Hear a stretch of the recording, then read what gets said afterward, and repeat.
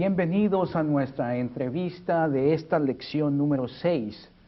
Welcome to this number 6 lesson number 6.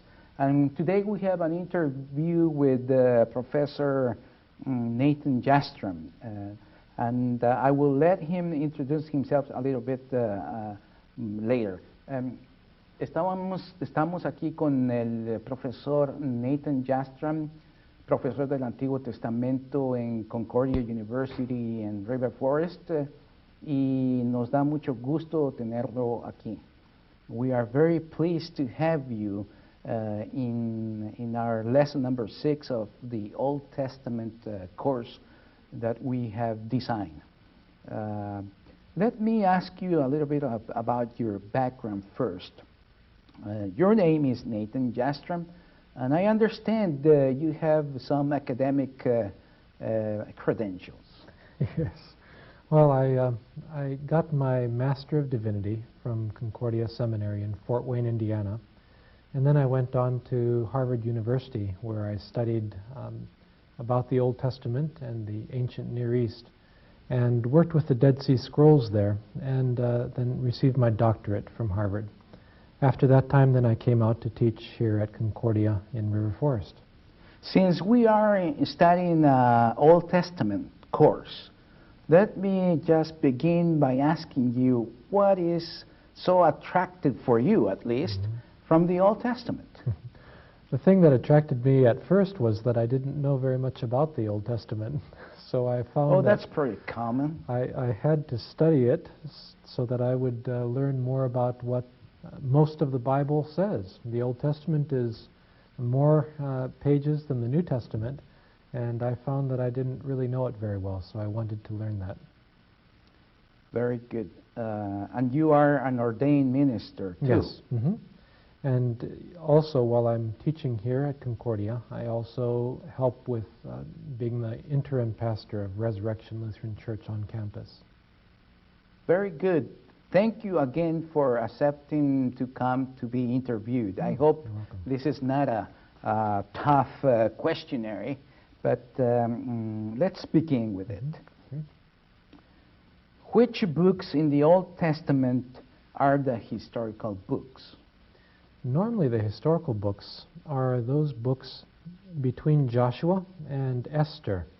Right after you go through the first 5 books of the Law of Moses, then we have the historical section of the Bible all the way through Esther. And that carries the history until after the time of the exile. But even the first 5 books of the Bible can be considered historical books because they tell the history of the world from creation to the time that the Israelites came out of Egypt and were ready to conquer Canaan. We have in mind the students in our course who are just perhaps beginning to read the entire Bible. And for example, they might think that the first book is really the first one that has been written. And so that the Bible books follow like a chronological order. And this is not the case. I have learned that myself the hard way. So, for example, the book of the prophet Isaiah was written in the 8th century, but this particular book goes into some vision that relate to the 5th century. Now, for students like ours, they might find that a little bit confusing because they think again that the Genesis book is the first one and it should follow by the Exodus and so forth, the rest of the books. Just be aware of that the books are not placed in the Old Testament in a chronological order. Right. In fact, we go through most of the history of the Israelites through the time of the kings. So Joshua, Judges, Samuel, and Kings. And then we go back and we talk about other periods of history after we've gone through that entire range. Correct. Why are they called historical books? Well, other books in the Old Testament are grouped by other categories. The Psalms come together with a group of books that are poetical. So we call those the poetic books of the Bible. Those are books that you could sing in church or chant or look at with poetry. And then there are other books called wisdom books. These wisdom books tell us very important truths in short statements. But the purpose of the historical books is to tell us how God has acted with his people in history. So they fit together as a class of books in the Bible. Since we are studying the historical books, let's begin with the first book that is considered among these particular books, and that is the book of Judges. Since we are studying the historical books, let's begin with the first book that is considered among these particular books, and that is the book of Judges. Let's begin with this book. And what is the importance of the book of Judges? Judges covers a great deal of history. I hadn't realized myself until I started counting the years that the book of Judges covers almost the same amount of history as the books that cover the kings of Israel. That from 1375 all the way down to 1050, about 300 years, we have judges in Israel. So the book of Judges takes us through that long period of time. There were only kings in Israel for 300 to 400 years, so it's very, very close to the amount of history that you get with the rest of the historical books, still in that book of Judges. So Judges is important because it covers a lot of history. It's also important because it tells us that history is linked to faith. That when the Israelites disobeyed God, when they fell away from him, then God would send them punishment from their enemies. They would be punished by their enemies for a while, and then judges would come to save them from that punishment. And then they would have faith and live according to God's word for another 40 years or so. So it has that cycle of God's people where they disobey God, fall away, and then they are saved by a judge and they come to obey and believe in God again. Now, you just mentioned a little bit about the historical context of this book. And could you tell us a little bit how or the context in which this book emerged, or perhaps what it narrates? Yes. The time that this book covers is called, in archaeological terms, the Late Bronze Age. That's a time when they dig up many cities, and they find that in those cities, most of the metal objects are made out of bronze. As they dig up these old cities throughout the area and read texts that were written then, they find that this is a time when the area of Canaan was controlled mainly by the country of Egypt. Egypt was the strongest country in the world during the Late Bronze Age. Well, Egypt was very strong and controlled much of Canaan. Canaan itself had city-states. It wasn't one big unified country, but they had a strong city controlling the area around it, another strong city controlling the area around it. So it was, an area that was not all unified. Up in the north, there was another very important group of people called the Hittites. The Hittites lived in the area where Turkey is today, and they were even stronger, or took over from another strong group of people in Mesopotamia. That's where the nation of Iraq is today, and the people over there were called the Mitanni. So those are the major players: the Mitanni, where Iraq is, the Hittites, where Turkey is, and Egypt, where Egypt is. And then in between these strong powers, you have the country of Canaan, which was not a strong nation by itself, but had individual city-states. Most archaeologists do not believe that the Israelites were in Israel during this time. But the Bible tells us, against the archaeologists, that the Israelites were in Israel and they were becoming powerful right at this time when there were powerful enemies all around them. Now we find the people of Israel taking over the land of Canaan, and then there's a period of time in which they find themselves living and sometimes fighting against these other city-states. And what is the role in this particular context or period of time of the people called judges? Yeah, it's interesting that they are called judges instead of kings. That helps to show that we don't have united nations, but rather we have smaller groups of people. So they were trying to fight against these individual city-states, and they would win some battles, and others they would just leave alone because they were too strong yet, until later on when the Israelites had a king. But these judges then would be rulers who would come and gather together the 12 tribes of Israel.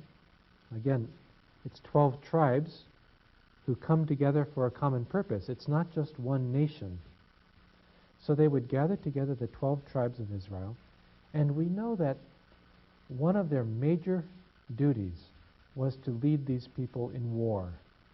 You might call them military commanders as much as we would call them judges.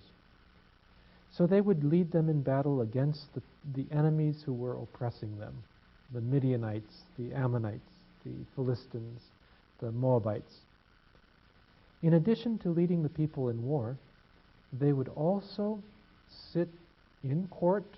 At least some of them would sit in court and judge the problems that the people would have with each other. We think back to the time of Moses, when they were coming out of Egypt, and how people were coming to him all day long with their troubles and complaints, and how finally he made a system where they could go to courts that could decide things, and then only the hardest cases would come to him. Well, these judges would work as the Supreme Court for some of the hardest cases that came up in the land. So they had the military function. They would lead in war. They had the judicial function. They would sit in courts and help judge people's problems. And they also had a spiritual function. These judges not only saved the Israelites from their enemies, but they also led the people back to God. As the Bible tells these accounts, the people fell from God and so were oppressed by their enemies. And as their judges led them back to God, they were also saved from their enemies. Let's keep on talking about this theological topic because you just mentioned about the Israelites being judged by these people, and of course they have a God. Sometimes when one looks at the book of Judges and in many other books in the Old Testament, you kind of feel that there was a struggle, like a fight between different gods. The gods of the Egyptians, or the Hittites, or the Moabites, and the rest. And here we have the God of Israel. Now, how the other foreign judges, or gods, I should say, gods, affect or impact negatively in the people of Israel? It was a constant struggle. To worship the one true God was very difficult back then because there were so many other gods of the nations around them, and sometimes those gods appeared to be very strong as those nations would become powerful. So the Israelites were tempted to worship the gods of the nations around them. Those gods include gods like Baal, Baal is mentioned very often in the Bible. That was a strong Canaanite god. He was the god who rode in the clouds. He would speak with thunder and throw his spears or shoot arrows with lightning to the earth. He was the god who controlled rain and also helped the plants and animals become fertile, have large crops and many offspring. So the Israelites were especially tempted to worship Baal because of their agricultural needs and because Baal was the strong god in the area, that he was able to lead his people to victory. There were other gods too. Did you want me to go into those other gods now, or did you want me just to talk more about their interaction with the foreigners and their gods? Just for the benefit of our students, let's just mention a couple more gods from the other surrounding people. All right. So Baal was the chief god who was the god of fertility and war. His father was a god called El, and we see his name mainly in people's names in the Bible. You have people with the word El as part of their name, showing that they were coming close to worshiping this god, if not already worshiping him. El was the old god who was the grandfather with the beard sitting in the throne, presiding over the other gods in the council. He was the god who was the creator of the world. So people would worship him as the older patriarch who kept order in heaven, and then Baal as his younger son, who was strong and a ruler, a leader like that. Then there were women or female goddesses also that were worshipped in Canaan. These goddesses, one of them was Asherah. She was the wife of El. She participated with El in creation. So El and Asherah often came together. Later, Baal and Asherah came to be seen together. And that's one of the things about these old gods. They start changing their character. And while Asherah was the wife of El, she could become the wife of Baal later on. Another goddess was Ashtaroth. Ashtaroth was the goddess of love. So she's like Venus in Rome. She was the goddess of fertility, very beautiful. When people would worship Ashtaroth, they would have sexual relations in the Canaanite temples with sacred priestesses, because they thought if they did that in the temples, then the gods and goddesses would have sexual relations in heaven, and it would rain, and plants would grow, and sheep would produce young. It was all part of this fertility cult that the Canaanites had. And then there are just two more major gods. One was the god of sea, who was the god of chaos. Very important that chaos would be crushed, held in check, so that order could reign. If you've ever been by the sea, you know that the winds can come and make heavy waves, and the sea can be very, very dangerous. So the god of chaos, the god of sea, was very dangerous. And then there was the god of death. The god of death was someone who had an appetite so large it could not be stopped. People would walk into the mouth of death, and then they would die. So you have these major gods and goddesses that the Canaanites worship that fit their agricultural needs and also help them think that they could conquer other nations because their gods were so strong. Now, the God of the Old Testament, which of course we believe is the only true God, had warned very, very clearly in the past the people of Israel not to mingle with these gods, because he knew the dangers, and he knew that these other peoples adore and did really terrifying things in their adoration. And he wanted to keep his people separate. like a bride. He was very zealous, but his people, and we are coming into the real history of Israel, have always turned her back to God. Now, let's go back to the judges. How many judges?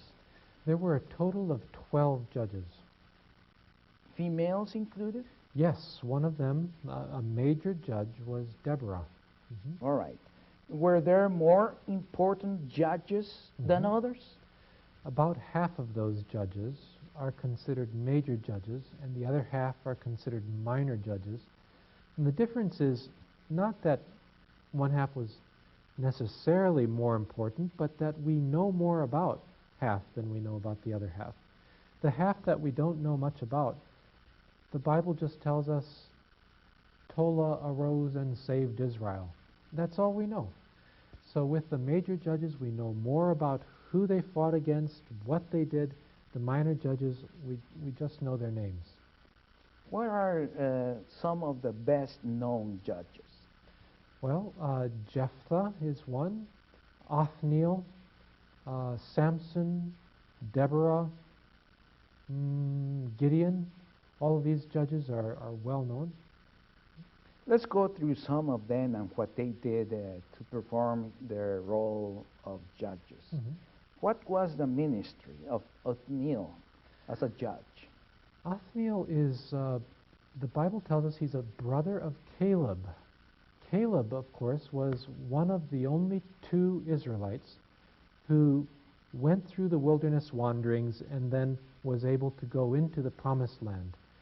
Everybody else that was an adult died in the wilderness wanderings before they got to the land of Canaan. So Caleb was a very faithful follower of God, and his brother also became his son-in-law when he married his daughter. So they were related in a couple of ways. Othniel was also very faithful to God, and we don't know very much about him other than that he married the daughter of Caleb, and he defeated the king of an area we would call Syria or northern Iraq. It was called Aram Naharaim when the Bible was written. And what is the ministry of Deborah, the female judge? That's an interesting question, especially today as people consider, is it all right for women to have an important place in the church? Many will go back to Deborah and see how important Deborah was to God's people. As the Bible explains it, God called Deborah to save his people from the Canaanite king. Jabin was his name. He was the king of Hatzor. Hatzor was a very, very strong city in Canaan. It was more than 10 times as large as Jerusalem when Jerusalem was powerful later on. So Jabin was the king of Hatzor, very strong city, and he was oppressing the Israelites. As the Bible talks about Deborah's leadership, it says that Deborah was a judge. When it came time to fight against Jabin, she asked for Barak, a man, to take the lead in battle. Barak said that he would lead the people in battle only if Deborah were with him and would help him. So they would both go out to battle against Jabin and against his commander, Sisera, from Hatzor. While they were fighting against Sisera, the river Kishon, the Kishon River that flows in the northern part of Israel, apparently flooded its banks, made their chariots so they couldn't roll as well. And Deborah and Barak defeated the army of Sisera. Sisera himself ran away from them and took refuge in the tent of a friend, he thought. Jael was the name of the woman who allowed him to come into her tent. And she fed him some nice cream or milk or yogurt, something like that. And he fell asleep, and while he was sleeping, she pounded a tent peg through his head. So on that day, Deborah was defeating the large army, and another woman, Jael, finally put an end to this hated commander Sisera. And God used Deborah then to rescue his people from these dangers. Certainly. There's no question that God used Deborah. The only question is whether that exceptional example should be used as a common occurrence in the church. If God can make exceptions to general rules of having the men leading the nation or the church, then does that allow people to say, this is how we'll operate from now on? That's where the question is. And of course that falls into another topic, Yes. which we're not here to discuss. Now, let's go back to the book of Judges and now talk about perhaps one that is at least a little bit more known to us, because there's an organization today that distributes Bibles or New Testaments, and that you can find easily in any hotel drawer, the Gideon's Society. Now, by the way, this organization take the name from the Judge Gideon? I believe, but I don't know much connection. about the actual connection. My guess is they see themselves, much like Gideon saw himself, as one voice in a nation that has gone astray. The nation is worshiping Baal, and here's a voice that says, no, Yahweh is our God. So that's a very interesting insight from this organization. So Gideon, isn't this the judge that challenged God about his call? Yes, he did. He wasn't certain that God was really calling him, so he gave God a couple of tests. First, he asked the angel who was talking to him, how is it possible that God loves us when he's been treating us so poorly? And the angel is able to explain how God can love his children even though they're sinful. But then he asks for a more concrete sign. He set a fleece from a sheep out on the ground, and he asked that only that fleece would have dew on it, and all the rest of the grass would not have dew. When that happened... how big was that? Well, a fleece would be probably the size of this table here, just the size of a sheep that had its skin taken off. So he wanted only the fleece, that particular one, to be kind of wet, Yes. and the rest of the land dry. Yes. What a challenge. That's a miracle to show that God had the power of the entire creation in his hands. And it was a sign that could not happen without a miracle. So that happened. But even that wasn't enough for Gideon. Then he reversed the sign and said, now let everything else be wet with dew and just have the fleece dry. That way he could make sure it wasn't a problem with the area he was in, that it wasn't a mistake, but that God really was asking him to lead his people. And again, God fulfilled his request. So Gideon became very strong in his faith when he realized that God really had asked him to lead his people. Let's move on to perhaps the best known of all judges, the strongest man ever to exist, Samson. What was his ministry? Samson is the strangest judge we know. The other judges look like good, pious believers.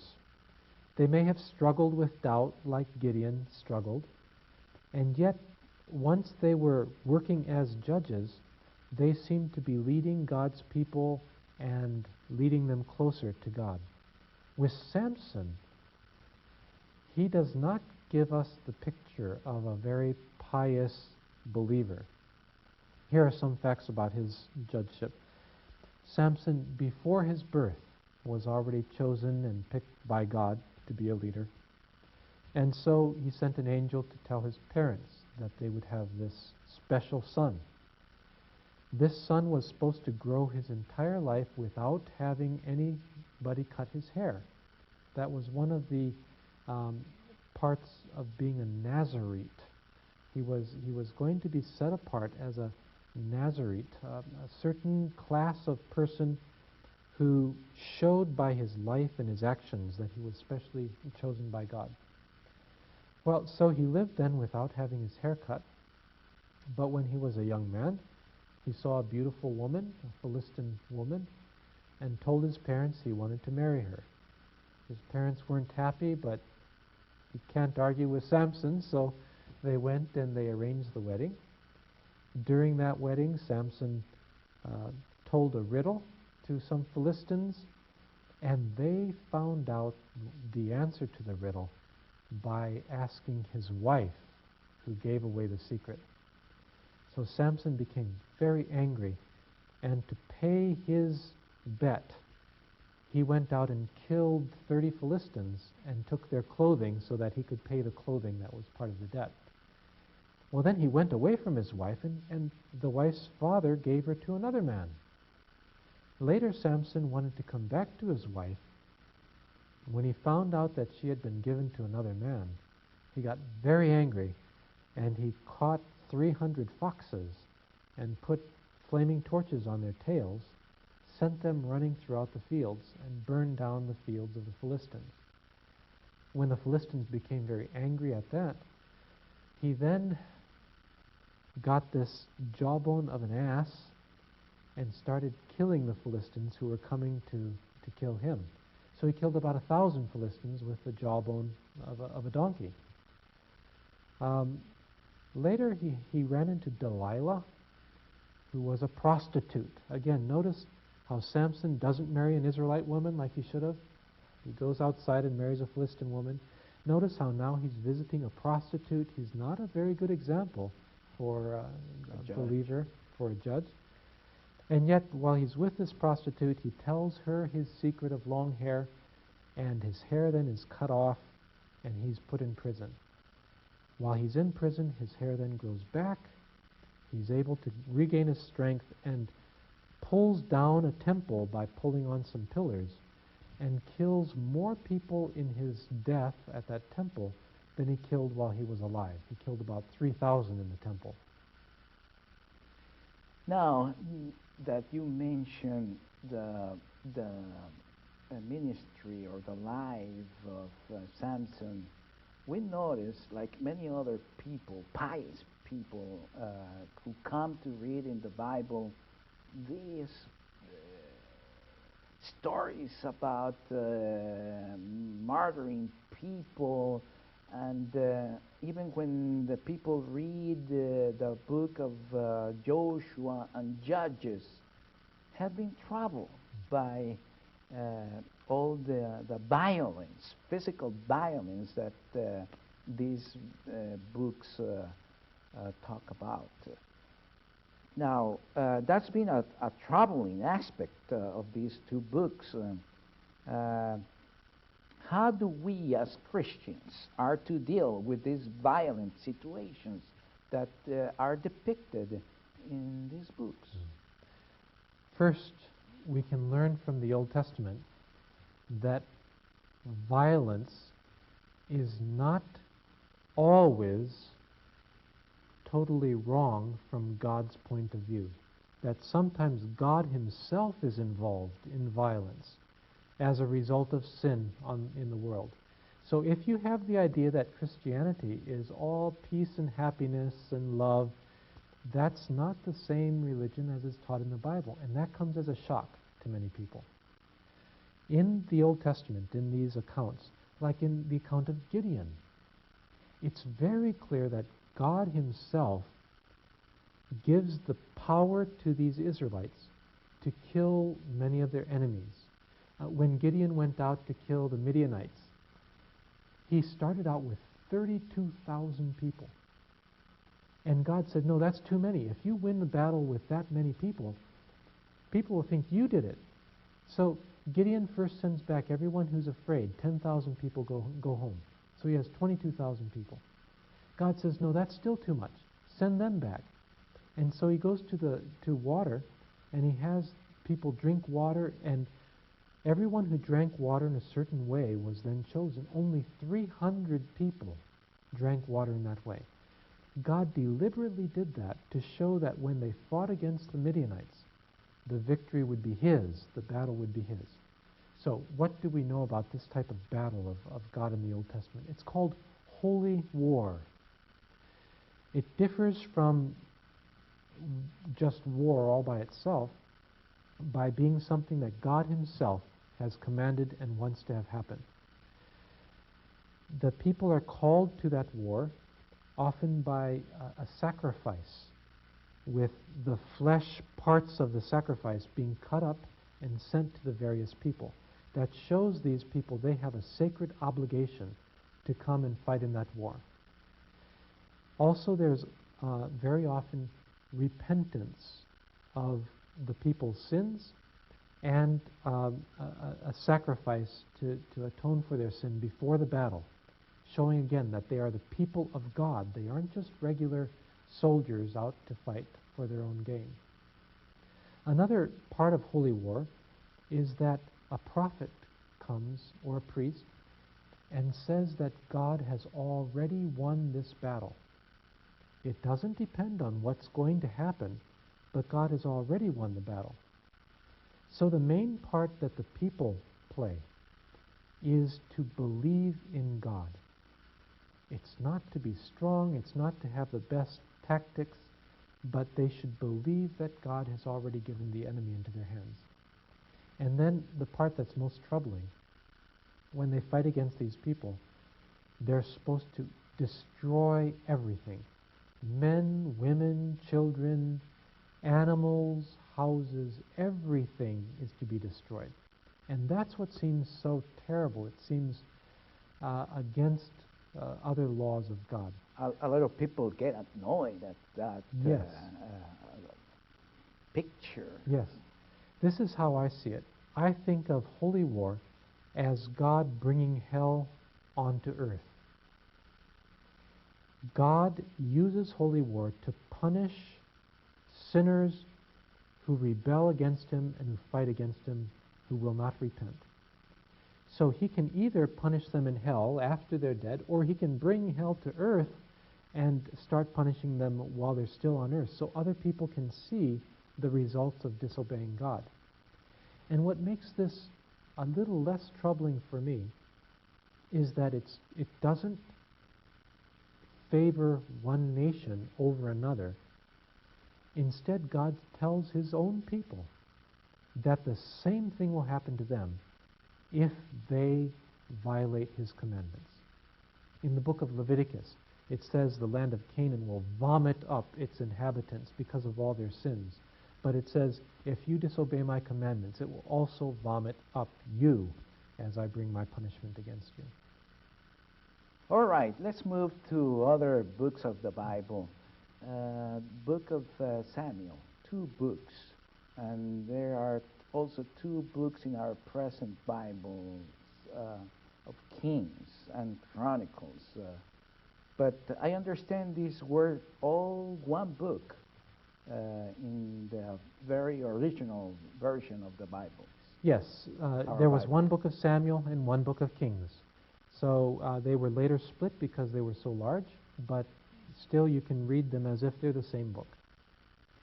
About Samuel, was he a priest, a prophet, or a judge, or what? Yes. To all of them. Yes. He was prophet, a priest, and a judge. Prophet is someone who speaks for God. Samuel spoke for God. He spoke his message. A priest is someone who does sacrifices and atones for sin. Samuel did sacrifices. And he was a judge. He led the people in battles against the Philistines. They would carry out the ark of the Lord, and Samuel was there praying that God would rain hail or whatever else needed to defeat the Philistines, and God would listen to him. Samuel was a very important person then in the history and religion of Israel. What is exactly his importance in the history? He's very important as a transition figure between the judges and the kings. He was the last of the judges, but also the first one to anoint a king. He started up the relationship between kings and prophets, something that you see in the rest of the Old Testament is begun by Samuel as he interacts with Saul and then with David. Now, before Samuel, in the time of the judges, there was only one king for the people of Israel, and that was God. There was no need of a human king. And there's a term that captures this. It's theocracy. Is that right? Theocracy comes from two words meaning God and rule, or God and power or control. So a theocratic nation is a nation that has God as its ultimate ruler. Now, many people will use that term even after the Israelites got a king, because their king was not supreme, but God was the supreme ruler through the king. So it's often used to talk about a government where God's laws become the laws of the nation. I could command that you worship every Sunday. I could command that you give 10% of your income to the church. If I started making laws like that here in the United States, then we'd start to move toward a theocracy. All right. Why did the people of Israel why did they want a king? Well, God says it's because they began to reject Him. They began to lose their faith in His rulership through His judges. If we look outside the Bible and see what's happening around the Israelites, we also get some insight from politics. The nations around Israel had permanent leaders. The Philistines had a strong set of leaders that would guide their people in war, and the Philistines were winning the battles, some of the battles that they were fighting with the Israelites. So the Israelites thought maybe they should have that too. The Egyptians were the strongest nation in the world at that time. Their pharaoh was a king who was very strong, and therefore their nation was strong. Mesopotamia, again, had a strong king. So as the Israelites tried to survive, they thought the best chance of survival was to have a king, a strong government like the nations around them. They saw that as an advantage for them. But there were also some disadvantages that are clearly stated in the Bible. Yes, especially taxes. We know the problem with taxes, even here in the United States. The great problem would be that the king would take 1/10 of their income. That sounds like it would be less than what our taxes are today. But back then that was considered to be a strong problem. Also that the king would take some of their young men and women to serve in the palace. That he would take some of their lands and redistribute the land to his friends rather than having the land come through regular inheritance patterns. So the taxes, the forced labor or bringing people to the palace, and the redistribution of land were some of the major problems that were mentioned. So the people of Israel saw the other surrounding peoples having their kings. One of the disadvantages, too, was the risk that implied to have a king captured. It meant that the whole country was defeated. Sure, that could be a risk, too. Now, God always resisted, because this claim from the Israelites to have, for God to provide a king, God didn't want it at all first.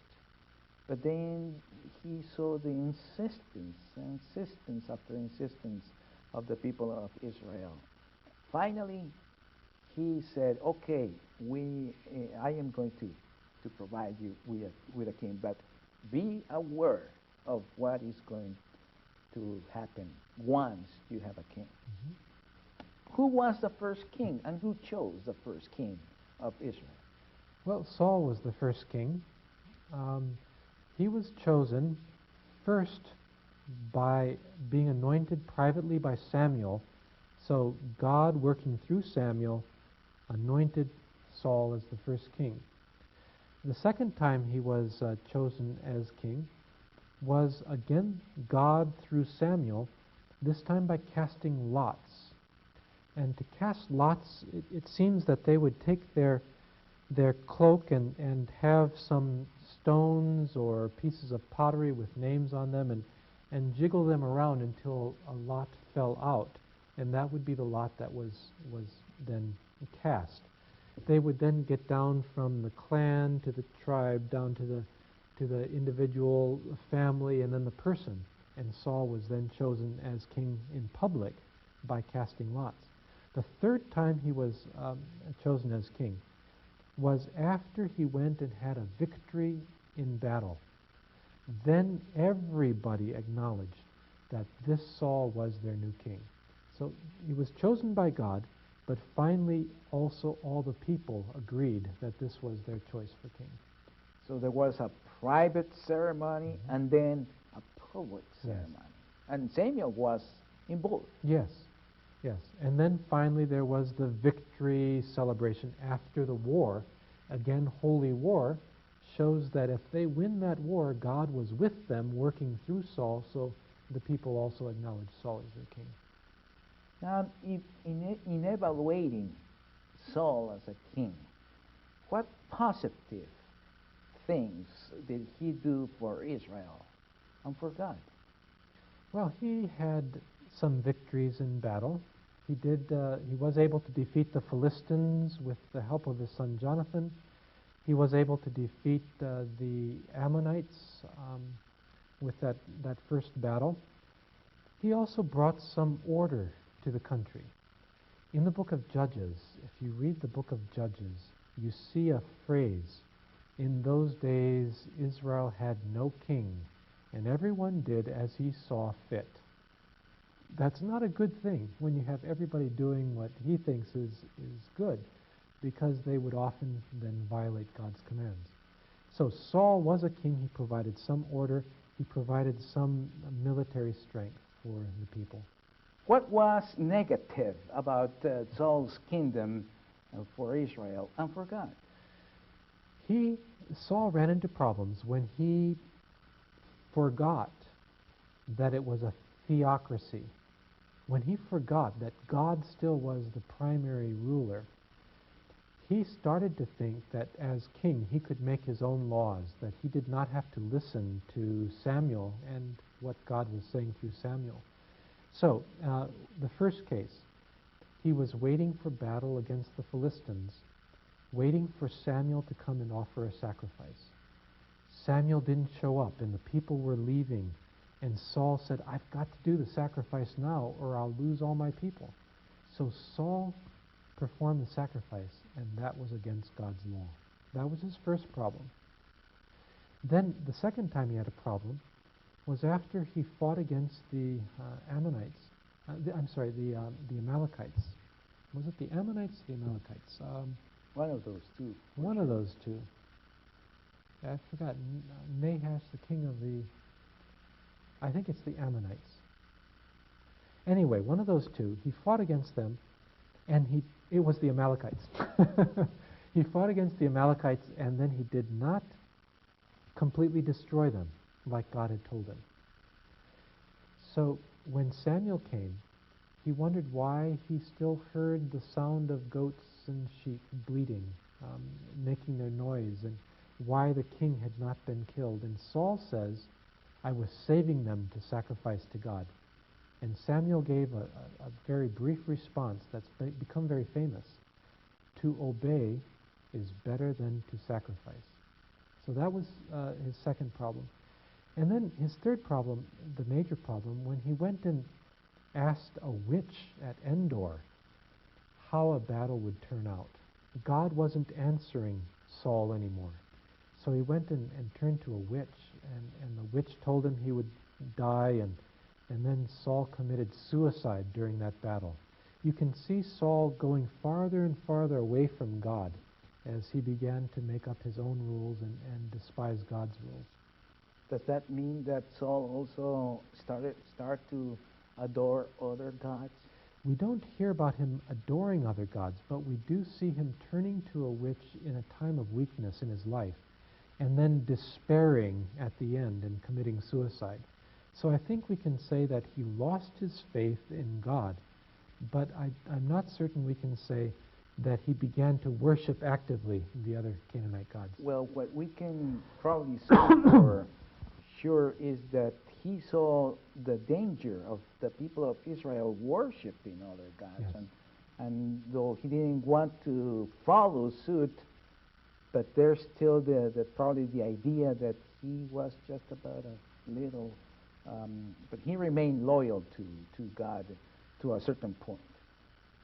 I don't think you can say loyal either. I think he simply slipped from faith in God, and whether he replaced that with a faith in another God, we just don't know. Okay, let's leave Saul to God's judgment. Let's move on. Who chose the next king? Again, God chose the next king, but it also happened in a step fashion. First, like with Saul, God had Samuel anoint David in private. Then, after David had gained some renown, after Saul had tried to kill him a number of times, and David had his own band of soldiers that were doing some good things for Israel, finally, when Saul died, the people of Judah, of his own tribe, anointed him or agreed that he would be their king when he was anointed at Hebron. The third step again was even more public, again at Hebron, but now all of the Israelites, not just the tribe of Judah, but all of the Israelites agreed that he would be their king when he was anointed the third time at Hebron. So David was the second king. Mm-hmm. Very important king, by the way. We always hear a lot in the Old Testament about King David. Now, did he have special merits to become the second king? Well, yes, he did. When Samuel went to anoint the sons of Jesse, as he looked at the sons of Jesse, he thought other ones would be God's choice. But God said, I don't look at the outward appearance. I look at the heart. So David's heart must have been different from the heart of his brothers. He must have been a person with faith and integrity and courage, whereas his brothers may have looked good on the outside but weren't actually good on the inside.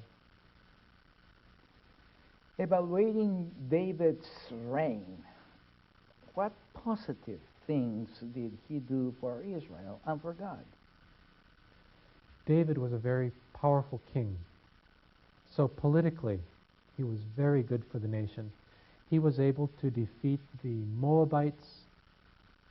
They live in an area just to the east of the Dead Sea. He was able to defeat the Edomites. They're a bit further south from Moab. In fact, if you go to Petra today, that's the area of the Edomites, an area with many rocks and rock cities. He was able to defeat the Ammonites, which were a little bit further north of that. He defeated the countries of Syria, which was even north of that, around Damascus. He had a treaty with the Phoenicians, which were along the coast of the Mediterranean, and he defeated the Philistines, which had been the major enemy of the Israelites during the time of Saul. So all the nations around Israel were defeated by David, and their nations were either brought into the nation of Israel or else they were controlled by the nation of Israel during the reign of David and his son Solomon. That's politically.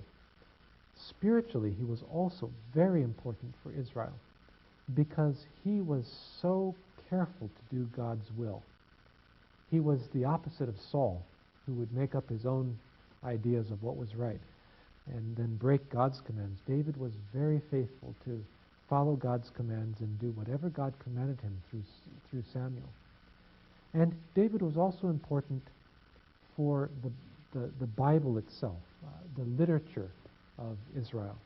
He wrote many of the Psalms, and because of his influence then, we have that entire section of Scripture that's developed in the poetic section of the Bible. David, Israel was living one of the most prosperous in terms of military victories and times in Israel or Judah. But he also, I'm sure, did some negative things because after all, he was human. And that's the problem with David, that he did fall, especially in the sin with Bathsheba. He saw this beautiful Bathsheba and committed adultery with her, had an illegitimate son who was then who died as a result of that sinful union. So David committed adultery. He had killed Bathsheba's husband, so he committed murder. He had lied about the affair, so he was committing many sins with this one problem. But then it seems as though his problems also spread to the rest of his family. So his son Amnon also committed adultery with his daughter Tamar, just like David had committed adultery with Bathsheba. His other son, Absalom, then murdered Amnon. So we have the murder being lived out in the life of David's family. So it seems as though David's family failures influenced his family members so that they too started to commit these same sins. And the whole nation was in danger of being lost, as Absalom then rebelled against David, and David narrowly was able to keep control of the kingdom. What is most beautiful about the time of David, it's about the prophecy of the dynasty, eternal dynasty, as a promise by God to him. Yes, that covenant that God made with David stands from that time forward as one of the best promises of the coming Messiah. People recited that, they referred to it in prophets from that time on. David had lots of sons. One of them became his successor. What was his name? Solomon. Solomon became a successor because of the problems we talked about earlier. When David and Bathsheba had a son who died very early, David wanted to comfort Bathsheba. So he comforted her by saying their next son would be king. Solomon then was a son of David and Bathsheba, and he was made king against the plans of some of the other of David's children. This time Samuel was not around. No. Nathan the prophet was there, and Nathan was on the side of Solomon being anointed, whereas some of the other rulers, Joab and Zadok, they were on the side of the other contender, Adonijah. Evaluating Solomon's reign, what was good about his reign, and what was good for God, in the sight of God? Solomon's known for three things primarily. First, he was a very wise king. So when the nation had difficult problems, they could come and get solutions. And we're familiar with the story of the baby who was claimed by two women, and Solomon was able to decide which woman was his real mother. Solomon's also known very well for being a strong king during a time of peace. So he was able to gather many resources from the nation. He had many taxes coming in and many workers so that they could build the temple of God and build a magnificent palace for the king. His building programs were known from that time forward. Even today, archaeologists can dig up these cities and say this gate was made by Solomon because it's so wonderful, so well made. And then finally, Solomon is also known for how he organized the nation.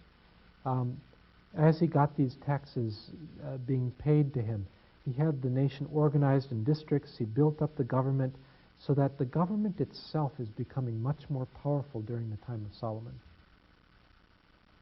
Many good things did Solomon, but he also had his side of negative things. Can you recall some of them? Yes, his major problem was his many wives. He had 1,000 women, the Bible tells us.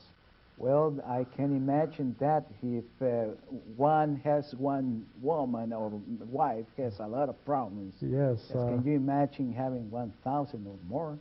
And the problem was that they began to lead him astray from God. As he would marry the princesses from the nations around, they wanted to worship their own gods, and Solomon built them their own temples and helped them worship their own gods. And finally, the Bible says that he himself was led to worship these gods, and he fell from faith. Now, we do have some reason to believe that he came back to faith when he was older, and perhaps then wrote the book of Ecclesiastes. But he did fall because his wives were leading him astray. And everything that I mentioned before, too, came to be a problem. It's nice to have taxes to make the government strong, but the people became tired of paying high taxes. It's nice to have many workers coming in to build these great cities, but people didn't want to be forced to work for the king. So even where he was strong came to be seen as a problem later in his reign. We have mentioned the three first kings of Israel, Saul, David, and Solomon. Under these three kings, we talk about a united kingdom.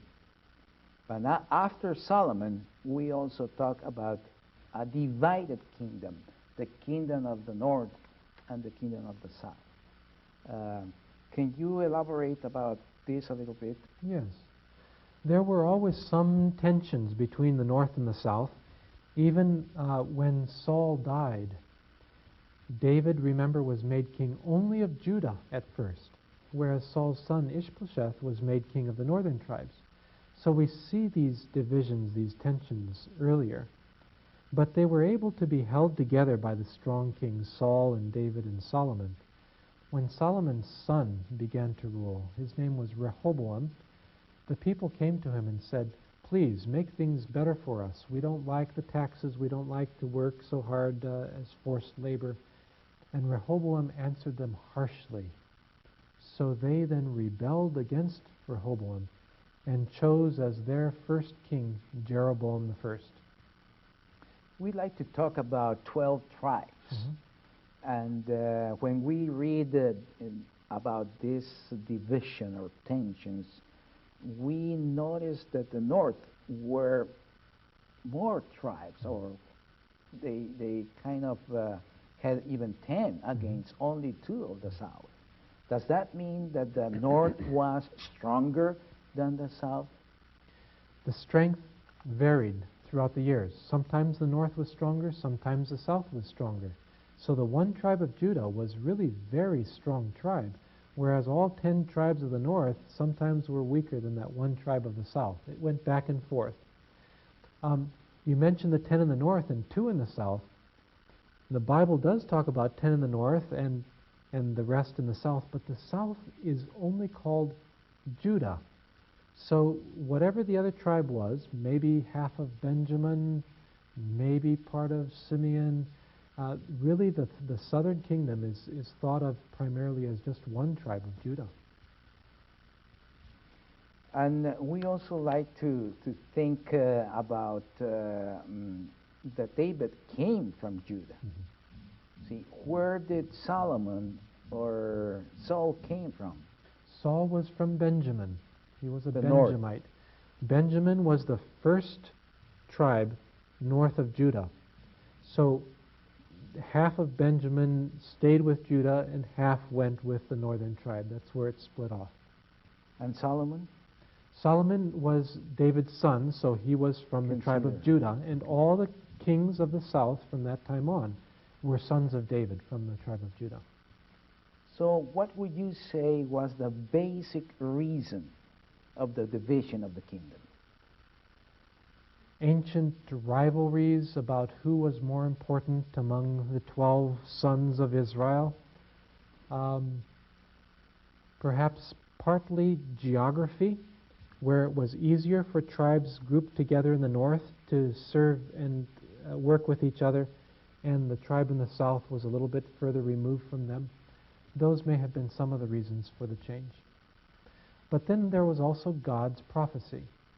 God was going to punish Rehoboam for his wickedness by splitting the kingdom apart from him. Now, talking about the divided kingdom, Israel to the north, Judah to the south, who were the best known kings of the northern kingdom? Probably the first one, Jeroboam the first, is one of the best known because he set up a system that all later kings followed, and it was a bad system. The system is to set up a place in the northern kingdom where you could worship God, Bethel and Dan. He was worried after he lost, or after the kingdom was separated, that all of his people would go to Jerusalem to worship and thereby become loyal to the southern king again. So he set up a system where they could be more convenient and worship up in the north and wouldn't have to change their loyalties. But God had promised, or had commanded, that people should worship only in the one place he had chosen, and that was Jerusalem then. So ever since that time, the people in the north were told that they would be punished for the sins of Jeroboam. The second best known king of the north is probably the king Ahab.